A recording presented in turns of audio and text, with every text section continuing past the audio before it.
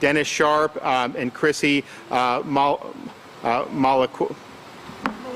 Malukowitz. I had it in the car too. I was reviewing it. Well, we thank you guys for here. So over the last many weeks, we've been able in the state of Florida through over 20 state-supported sites provided early treatment in the form of monoclonal antibodies to nearly 65,000 Floridians.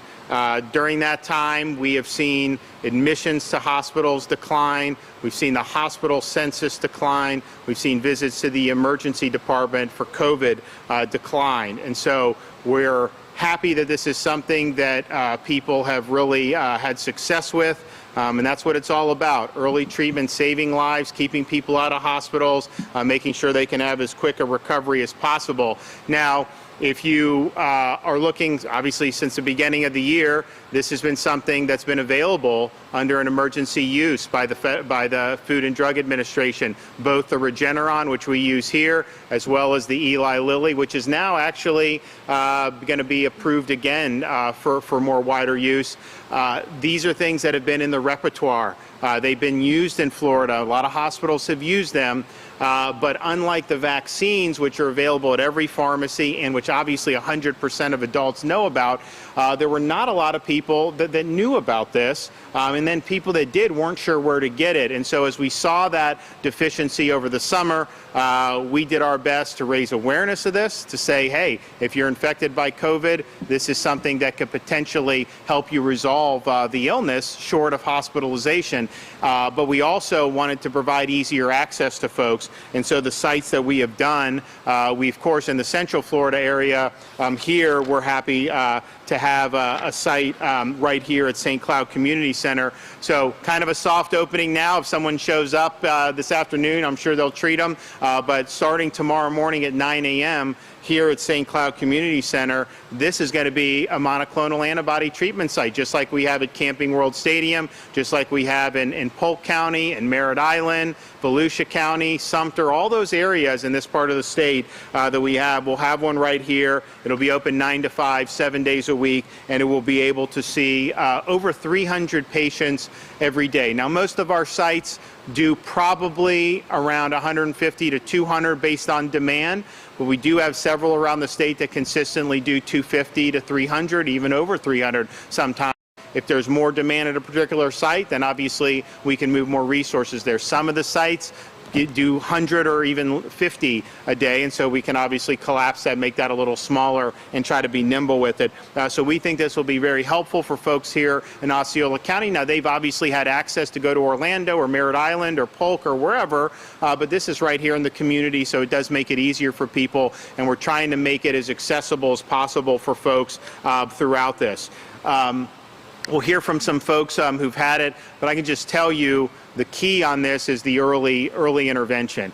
And for a long time, a lot of patients or a lot of people that would get infected were basically expected to just stay home and hope it didn't get worse.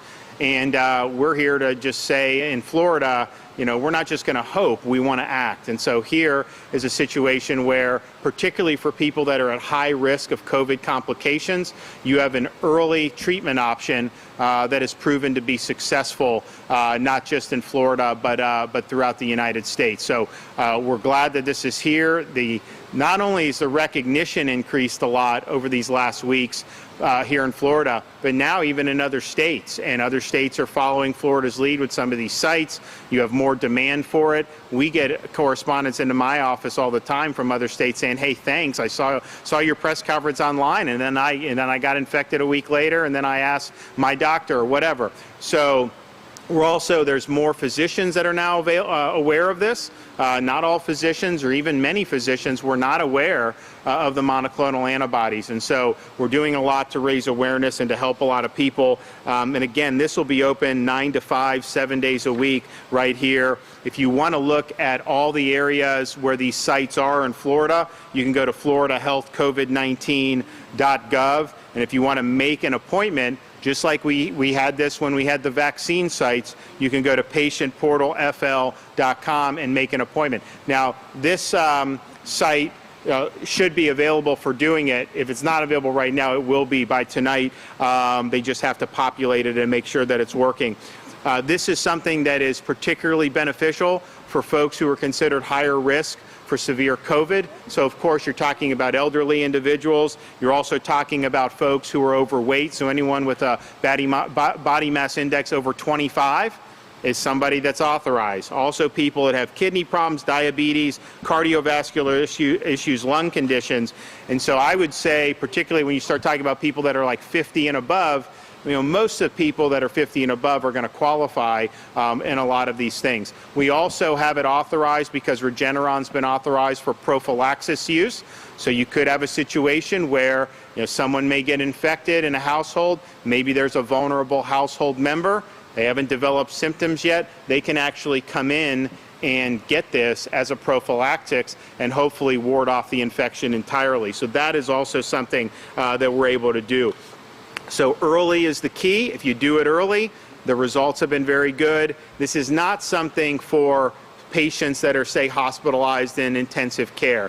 By that point, the antibody, it's not even approved at that stage of treatment, but it's not something that's likely to turn the tide. If you do it early, you really can fight this back and have good success. So we're really happy about that. We're also happy to see that it is keeping people out of the hospital. I mean, we would have had thousands more that would have been admitted over these many weeks if it wasn't for this program. So we're going to hear from some folks who were able to get this, and they're going to talk about it. So we have Paula and David. They have a home here in St. Cloud, also down in Miami, and so they're going to come up and talk about their story. So go ahead. Thank you. Yep.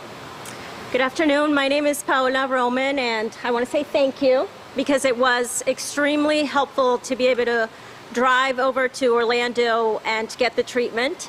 I believe my first symptoms was on a Thursday, and I remember getting in the car after picking up our oldest daughter from camp and thinking, if I close my eyes, I feel like I can fall asleep.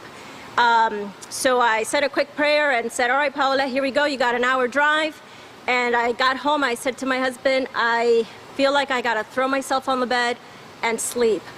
So that was my first day of symptoms, and I had a week like that where it was extremely difficult to even just get up and shower, brush my teeth. I had to force myself to drink orange juice and have blueberries for dinner.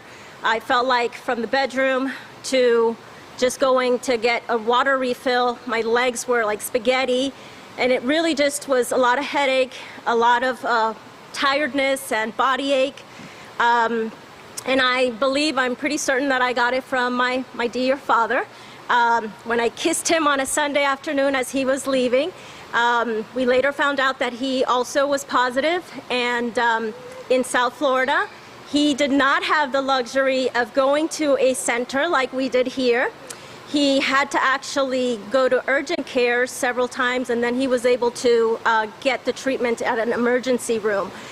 He's doing great, 70 years old. After the treatment, he's doing great. But it was very hard, so I was thankful to be able to go that Sunday. If you're a mom and you hear your daughter when you're in quarantine say, "Mom, can we cuddle?" That's another moment of difficulty besides everything else that you're feeling. So I want to thank my husband for taking care of me and our daughters while I was going through all of this, and I think that's a great segue, right? Yeah, come on. Hello, my name is Dave Roman, and Governor, I just want to say thank you so much, and I'm sure your staff team who researched this and made this available. When my wife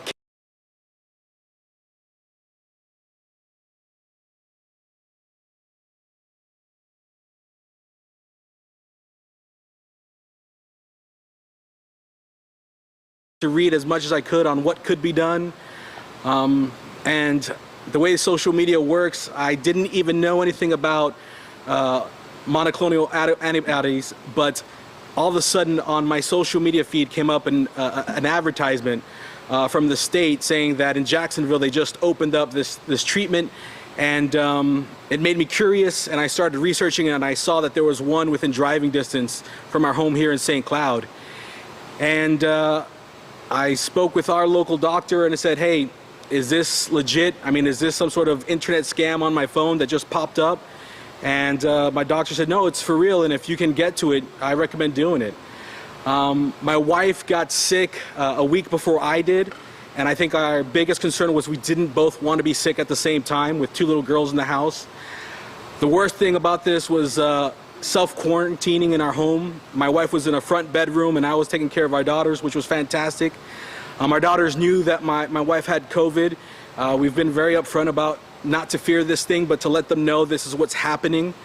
My wife was in the front room coughing and sneezing, and I just couldn't wait for our appointment to come along. I found out about this treatment, made the appointment on a Tuesday, and it was on that following Sunday that we were going to have our appointment. And by that time, I still was tested negative. 3 times I tested negative. Every Thursday I'd go and just to see how I was doing. And I remember my daughter came in one morning on a Monday with a fever, and I was, like any father, concerned and scared. Immediately called our pediatrician, did a teleconference, and she said, just keep her fever down. Kids are resilient, they'll bounce back. My second daughter, who is 5 years old, showed up, 100.4 fever. I did the exact same thing that my pediatrician said to do for my first daughter, who is 7. And I told my wife it's not a matter of if, but a matter of when, because they've both jumped in my bed when we were asleep, and I've hugged them, I've kissed them, and I've prayed over them. And sure enough, by that Thursday, I woke up with the weirdest of dreams and immediately made an appointment for myself. And that Sunday, I got the Regeneron treatment, and literally by Tuesday, I was back up and I felt like myself again. But Sunday was the worst, I'll be honest.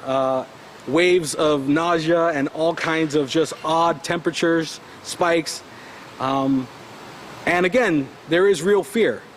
And I think our culture, our society has done this disservice where instead of giving us information, they give us this fear. And I thought that every little heartbeat that sputtered from anxiety and not from COVID was COVID.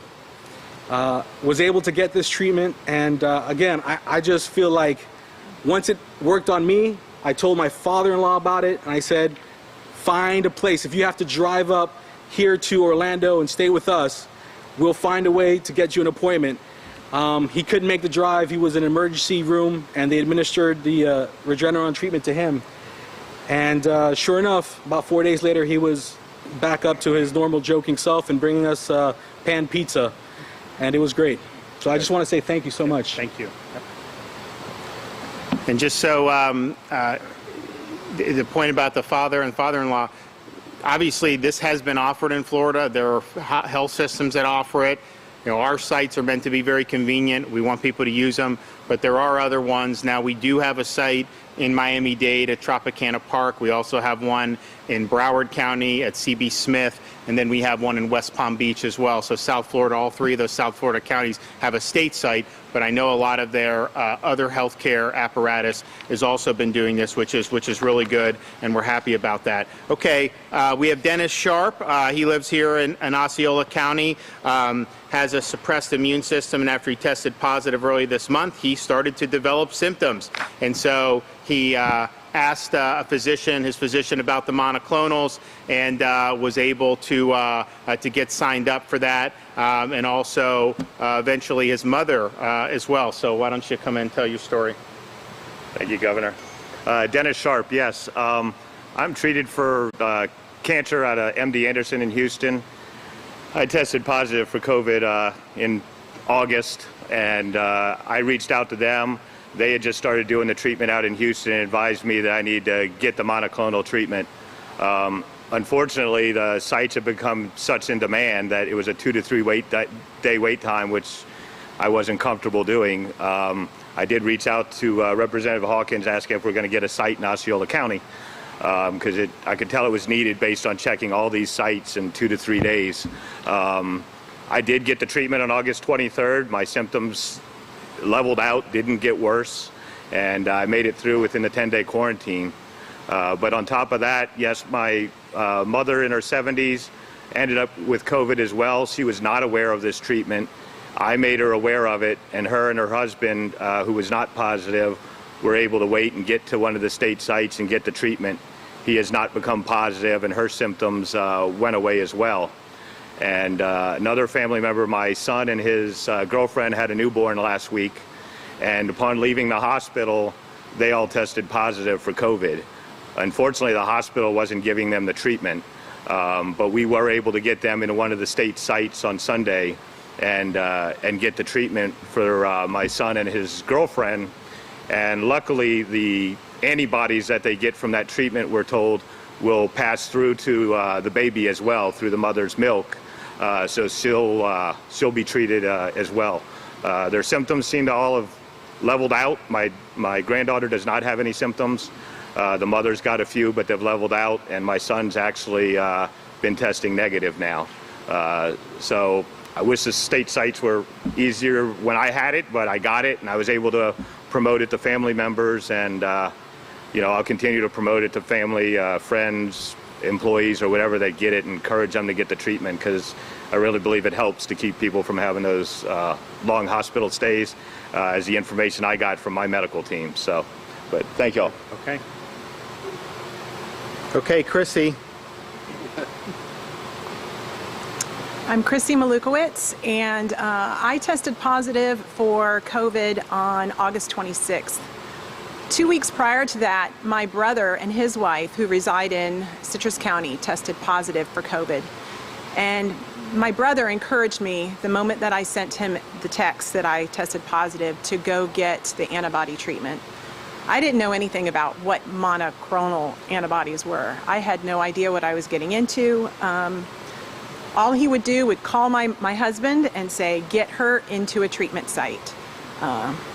My brother was very, very sick. He had a fever for 10 days.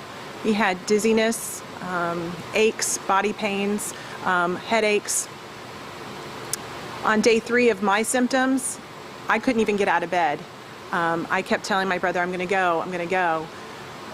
And the thought of even getting into a car, it wasn't something that interested me. My husband made an appointment the 3rd day that I had symptoms.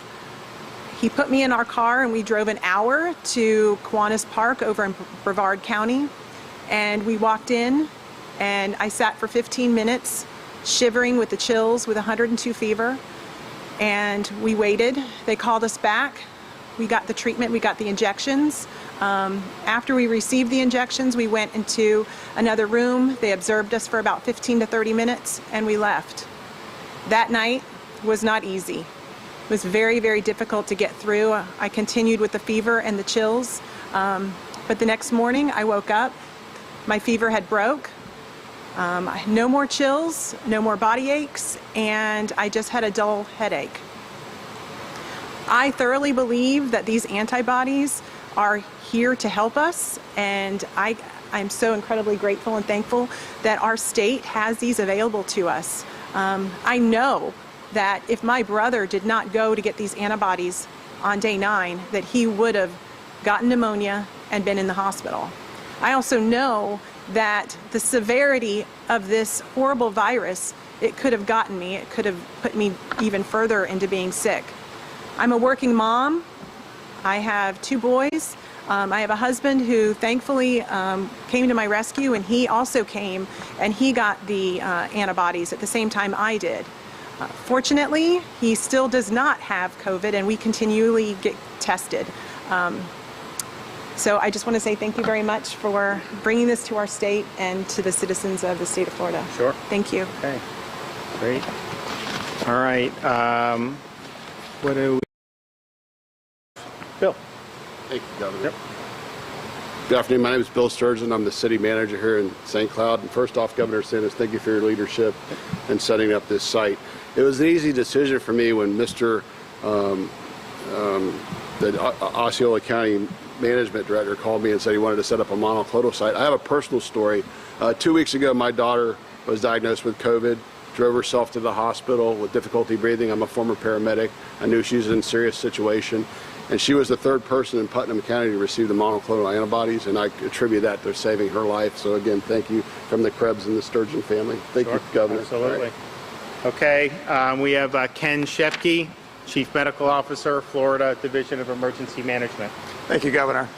So I think we all know now that COVID's not going away anytime soon. So to have the two arms of both prevention with the vaccines and treatment with the monoclonals is really important. The vaccines, we do know there's some breakthrough infections, but clearly it is keeping folks keeping them out of the hospital, preventing severe disease, preventing death.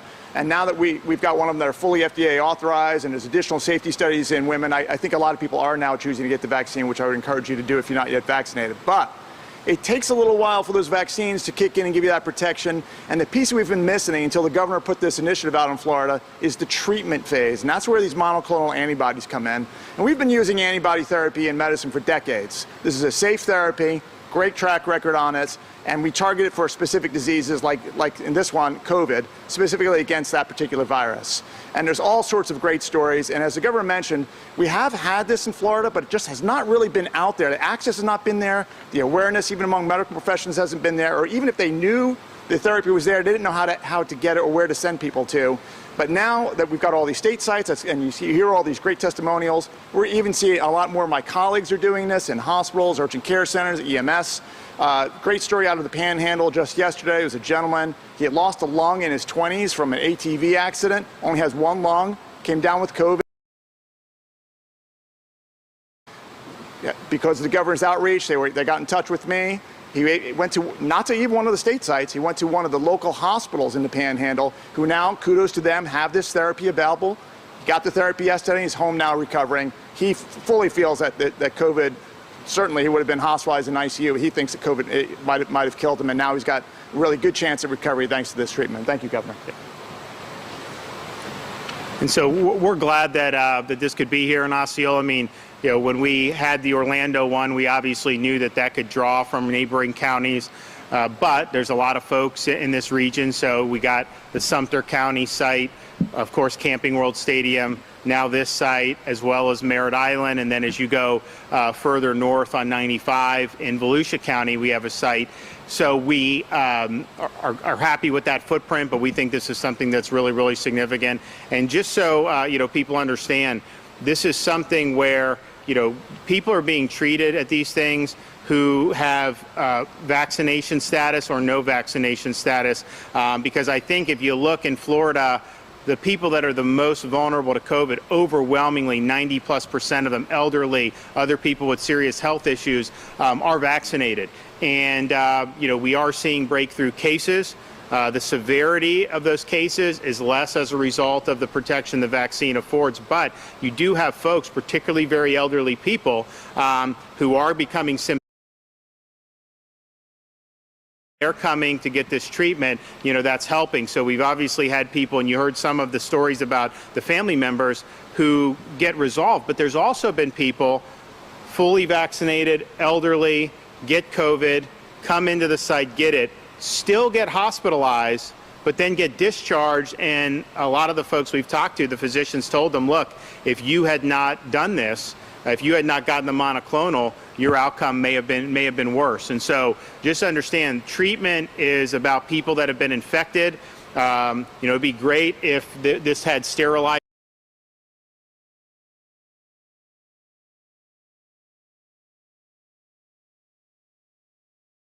If you do come down with COVID, and I think that the results have been very, very encouraging. We're very encouraged by the decline that we've seen, really rapid decline we're seeing with the hospitalizations and the admissions, and this is obviously an important part of that. So we want to keep it going, and obviously as we go forward in this, how these things develop, people are going to know in Florida that if they do get this, particularly if they're at high risk, that there is an option. Like I mentioned, the Eli Lilly, now that's not something that we're using the Regeneron, but the Eli Lilly is now green lighted for all 50 states again. So they had put it kind of on the back burner. So that opens up more supply. And then you have the one by GlaxoSmithKline, which the federal government doesn't really, I don't think they have an agreement there, but it's kind of on the market. And so we're looking to see about the availability of that as well. Regeneron, though, the only one where you can do subcutaneous injections. And so in terms of getting the number of people, I mean, you heard for a time, in a couple of our sites, they had booked out. We've, I think, solved that with more sites and expanded the appointments on each day.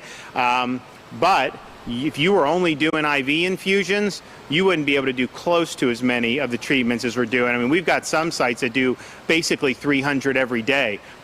If it was IV, you wouldn't be able to do that many because it takes a lot longer to administer an IV treatment. So this is, the shots really do make a difference. The other two monoclonals, not yet approved for shots. They're only through IV. Think they have a role. We'd like to expand their role in Florida as well. But in terms of our sites, being able to offer the shots in addition to the IV really, really is significant. Okay, happy to take some questions.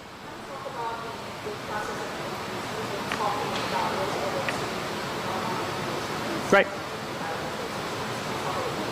Okay, so in December, the FDA approved for emergency use Regeneron and Eli Lilly's monoclonal. So they're different components, and they're different properties, but they both seek to do the same thing. When those were approved, that was approved for IV treatment. So our hospital started to do this, but they could do maybe like 50 in a day because you go in, you check in, you're on the machine for an hour, then they have to watch you. And so that's kind of how it's been through most of 2021. Recently this summer, end of spring, beginning of summer, Regeneron got approved for subcutaneous injections. So that then made it to where this is something that more patients could access at a given site on a given day, and so that has increased our capacity to do it. The Eli Lilly got shelved for a while because the federal government was concerned about how effective it was against some of the variants. And so earlier last week they said, well, in these 20 states that have low variants, Florida wasn't one, you can do Eli Lilly. Now they said, I think at the end of last week, Eli Lilly is fine, it's holding up well against the variants. And then you have the one by Glaxo, which was approved within the last 3 months. That has now Regeneron has massive amounts of data to support it. And I'm not saying that Glaxo is not effective. It probably is. The trial is great, 85% reduction in hospitalization, but it has not yet been used on this scale. We hope to be able to offer more of that in Florida. That, though, is not something the federal government as of now has purchased. And so if it is in a hospital or in a physician, it would basically be treated like any other medication.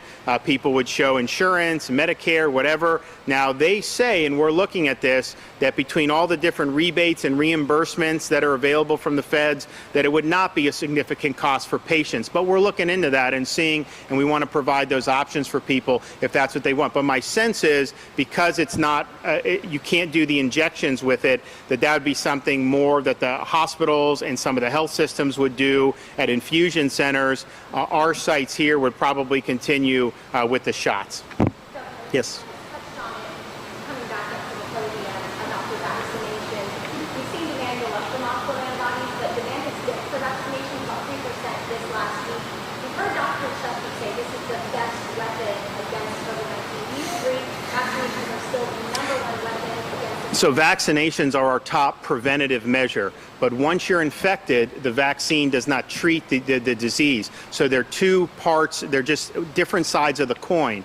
Particularly when you're looking at prevalence that may increase in the future, which, you know, hopefully we're really going down well now. Hopefully that continues. But you got to assume when we get into the winter, like last year, you will see an increase. Now, we didn't see a sharp increase last winter compared to the summers, nevertheless. And so people should understand that this is something that's going to be there, and that this is going to reduce your likelihood of being hospitalized or dying if you do it on the prevention side. However, once you are infected, you need treatment at that point, and that is regardless of vaccination status. I mean, I think that clearly the vaccines have reduced mortality amongst particularly elderly people who are the most vaccinated. That's really good news. At the same time, you know, we are seeing a lot of infections amongst vaccinated, and if you're high risk, you probably want a treatment option as well, so you do it. It's also the case that, and Dr. Shepke has pointed this out, when we rolled out these sites, you know, we were at the top of a wave. You know, when we started doing this, I think the second week of August.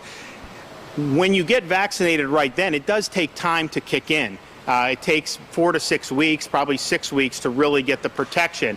And so at the top of a wave, It's not saying don't do it, but just understand you get it the next day, you're not necessarily having the protection kick in. So it's two sides of the same coin. One is prevention, one is treatment. But I can tell you, even Pfizer now has said, they have the Pfizer vaccine, obviously, the only one that's fully FDA approved. CEO of Pfizer said, the battle against COVID is not just vaccines. It does require treatment. So they are researching and trying to develop treatments. So I think it's both. I think you got to do both. And certainly look, we're not forcing anyone to take this monoclonal. It's your decision based on your health. Talk to your doctor, whatever. We just want people to know that it's available. But clearly, given the number of breakthrough infections that we're seeing, clearly given the fact that, the vaccinations have been effective against preventing severe illness, but it hasn't created the type of herd immunity that we hoped, we just have to know that people are going to come in contact with this. As someone, if you're vaccinated, you very well may end up getting an infection. It'll most likely be very mild. It'll be equivalent to a cold in most people, which is great. But for others, they could still potentially have severe outcomes, and so this gives you that opportunity. So I think you got to use all the tools in the toolbox.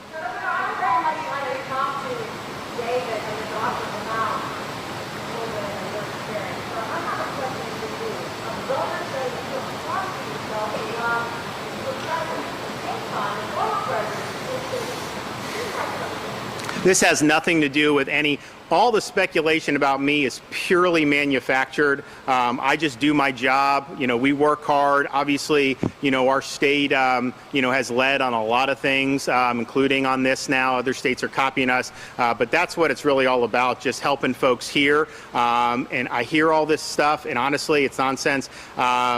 So, I don't really know what to say to rumors. Yes, sir.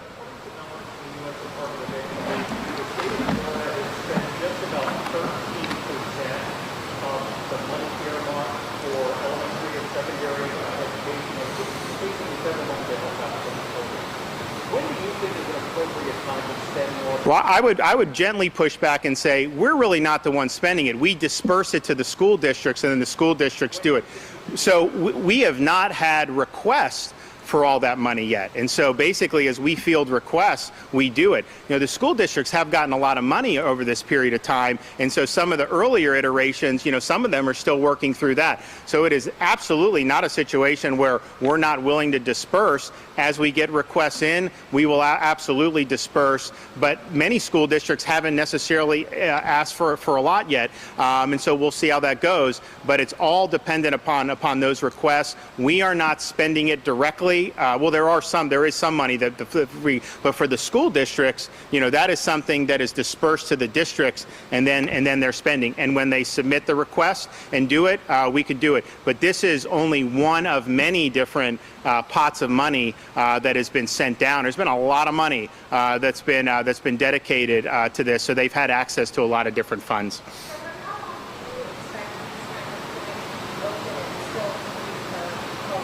So it's a great question. How long will this be open, and how long will it be free to most people? Certainly, given the relationship between the federal government and Regeneron, we anticipate the Regeneron remaining to be free for the foreseeable future. We think that that's important. We think it's important that this is something that's accessible to all. How these sites are going to go, we have no plans now to stop doing this in the foreseeable future.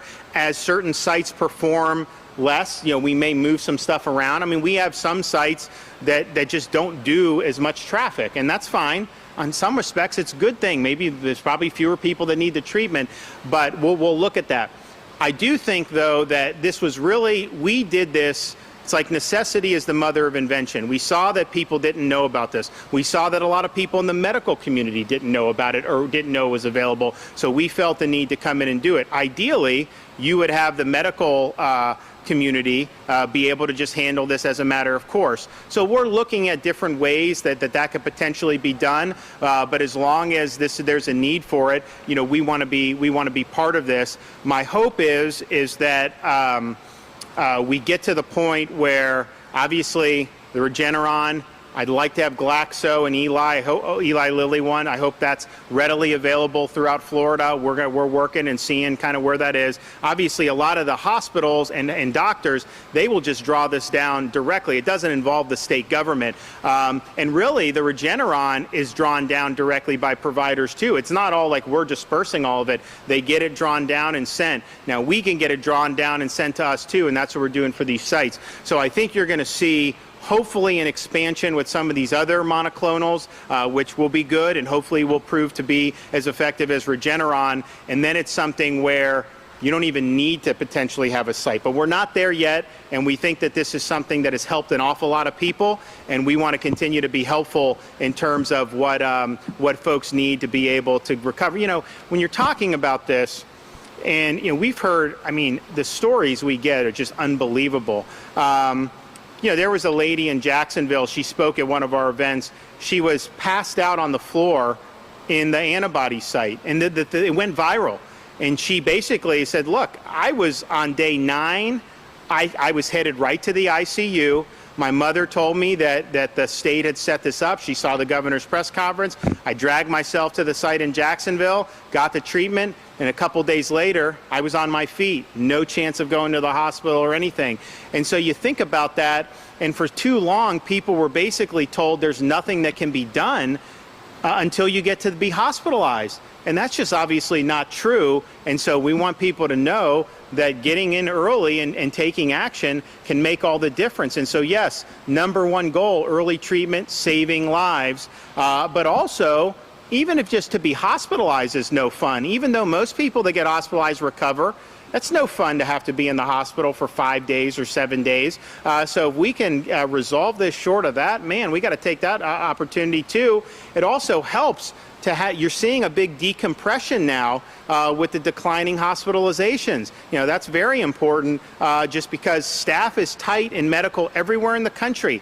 When the COVID census goes up, it really strains a lot of the folks who are working on the front lines. And they've done a really good job in Florida. We really appreciate it. But that's another factor that really helps everybody out. And then just to people to get on their feet quicker, people, they have families, they have jobs, they have stuff they got to tend to, and to be able to take an illness that could be a 10 to 12 day deal where they're bedridden, even short of hospitalization, if that can be resolved in days with the symptoms going away and you feeling better, man, that's so much better for themselves, their families, and everything around them. So it's really important to do, and we're going to continue to do it. We are not fully done with the sites. So we had done the 21, and we thought that it was pretty good, but then we did hear from people that said, hey, I had to drive all the way to Brevard, or some folks in the Panhandle had to drive all the way to Fort Walton Beach from like Pensacola. And not that those are like 4-hour drives, but you know, when you're sick, that's not the easiest thing to do.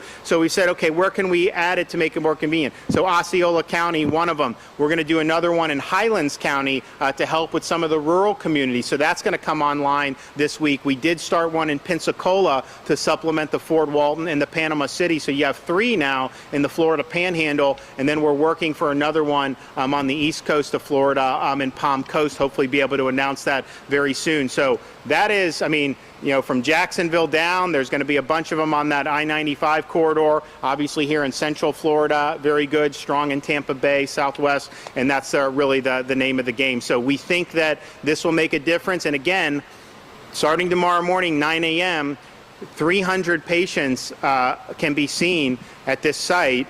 And so if you're somebody that is COVID positive, particularly if you're older, if you have cardiovascular issues, if you're overweight, if you have diabetes, if you have kidney problems, if you have some of those underlying comorbidities that have seen the most severe COVID cases, the people that end up being hospitalized, please take advantage of this. Of course, consult with your physician, talk to your family. This is not mandatory. This is just for your availability. But if you can come in and get this early, you know, the chance of you being up on your feet increases dramatically. So we're happy to be here and look forward to serving a lot of patients. I got to run. We'll take care. You want to talk to some of them? You guys want to stay? Yeah.